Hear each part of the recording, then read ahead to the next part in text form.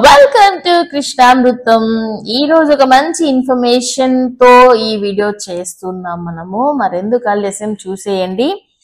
మన చిత్తూరు చుట్టుప్రక్కల ఉన్నటువంటి శైవ క్షేత్రాల గురించి మనం తెలుసుకోబోతున్నాం అనమాట. పంచలింగ దర్శనం మరియు సప్తలింగాల గురించి మరియు 11 లింగాలు మన చుట్టుపక్కల ఏమేమి ఉన్నాయి వాటిని దర్శించుకోవడం గురించి మనం మాట్లాడబోతున్నాము.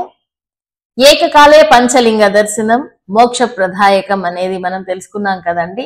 ఈ రోజు మనము కలువకుంట శివాలయ అర్చక స్వామి వారితో కొన్ని వివరాలు అడిగి మనం తెలుసుకుందాము. ఆలయ విశిష్టత మరియు ప్రాముఖ్యత తెలుసుకుందాం. సో కార్తీక మాసం నుంచి మొత్తం అంతా మనము శివ వైష్ణవ క్షేత్రాలు తిరుగుతూ ఉంటాము. ఒకే రోజు 5 క్షేత్రాలు ఏవైతే దర్శించుకోవచ్చు, 7 క్షేత్రాలు ఏవి దర్శించుకోవచ్చు, 11 క్షేత్రాలు ఏవి దర్శించుకోవచ్చు అనేది మనం తెలుసుకుంటాం. అంతేకాకుండా కల్వపురిగా పిలువబడిన కల్వకుంట ఆలయం గురించి, స్వామి అమ్మవార్ల గురించి కూడా మనము తెలుసుకుందాం. మరెందుకు ఆలస్యం చూసేద్దామా? ఇక్కడ కల్వపురి అని గ్రామము, కల్వపు మధ్యలో స్వామి అమ్మవారు వెలసారు. ఎవరి కోసరం అంటే జనమేజయ మహారాజుకి నాగశాపం తొలగిన చోటుగా ఇక్కడ ప్రసిద్ధి. మన చిత్తూరుకు పంచభూతాలుగా ఉండే పంచలింగ ఆలయాల్లో ఇది ఒకటి పూతలపట్టు, 2వది కలవగుంట, 3వది కొట్రకోణ, 4వది కట్టమంచి, 5వది ఇరువారమని ఈ 5 శివాలయాలు పంచభూత లింగాలుగా. 7 శివాలయాలు అని సప్త శివాలయాలుగా పేర్కొన్నప్పుడు చిత్తూరులో ఉండే మన వేదమూరు శివాలయము, తర్వాత మన చిత్తూరు గవర్నమెంట్ హాస్పిటల్ పక్కన అగస్తీశ్వరాలయము, ఇవి సప్త శివాలయాల్లో వస్తుంది. దాని తదుపరి మనకు ఏకాదశం అంటే 11 శివాలయాల్లో వచ్చినప్పుడు రాజగుడి, దుర్గమ్మవారి గుడి ఎదురుగా గిరింపేటలు ఇవన్నీ కూడా కలుస్తాయి అన్నమాట. ఇట్లా మన చిత్తూరు ఒడ్డున ఉండే ఏటి ఒడ్డున ఉండే పంచలింగాల్లో ఇది ఒకటి ప్రసిద్ధం. అపీత కుచాంబిక సమేత త్రినేత్రీశ్వర స్వామి ఆలయం అని పేరు. భీమ బహుదా నది తీరములో ఉంటుంది.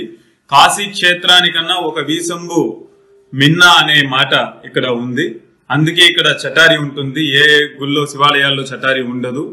ఆ చటారి ఎందుకని పెడుతున్నామంటే కాశీలో చేసిన అంత పుణ్య ఫలితం ఇక్కడ దక్కుతుంది. పెద్దవాళ్ళకి పితృతర్పణాలు కానీ పిండ ప్రదానాలు కానీ చేసి ఈ ఏటి ఒడ్డున నదీ స్నానం చేసినప్పుడు ఆ ఒక ఫలితం దక్కుతుంది. అందుకే దక్షిణ కాశీగా పేరు. మన చిత్తూరుకు ఈ 2 నదులు ఉండే ఒకే ఏకైక చోటు ఏదంటే ఇది. కాలక్రమేణా కలవగుంటగా మారింది. ఇది ఇక్కడ మనకు ప్రసిద్ధి చెందిన. ఎవరు నిర్మించారు?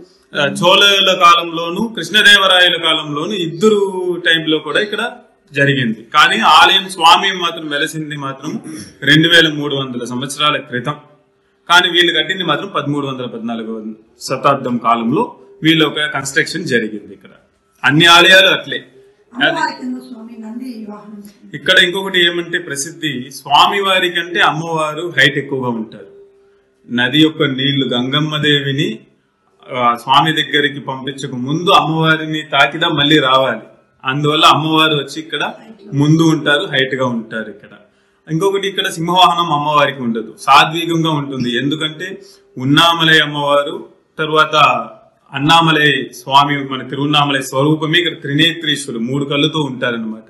ఇద్దరు కోపగస్తులుగా ఉంటే ఎక్కువగా ఇది ఉంటుందని అందరికీ పరిపూర్ణంగా అభయం ఇచ్చి చెయ్యాలి కాబట్టి, సింహవాహనం ఉంటే దానికి తగిన బలులు ఇవ్వాలి కాబట్టి అట్లా లేకుండా సాద్వీకంగా పుష్పగనందిను మళ్ళీ వచ్చి వృషభమును స్వామి వారికి పెట్టి ఇక్కడ ఆ కాలంలోనే వాళ్ళు స్వామి వారిని మొక్కుతూ వచ్చారనమాట. విన్నారు కదండి, కలువపురి కలవకుంటగా మారింది. స్వామి అమ్మవార్ల విశిష్టత మరియు పంచలింగాల గురించి కూడా తెలుసుకున్నారు కదా. ఇలాంటి మరిన్ని అప్డేట్స్ మీరు తెలుసుకోవాలనుకుంటే ఖచ్చితంగా కృష్ణామృతం ఛానల్ ని లైక్ చేయండి, షేర్ చేయండి, కమెంట్ చేయండి, సబ్స్క్రైబ్ చేసుకోవడం మర్చిపోకండి. సబ్స్క్రైబ్ చేసుకున్న తర్వాత పక్కనే ఉన్న బెల్ ఐకాన్ ని ప్రెస్ చేయండి. తద్వారా మీకు నోటిఫికేషన్స్ వచ్చేస్తాయి.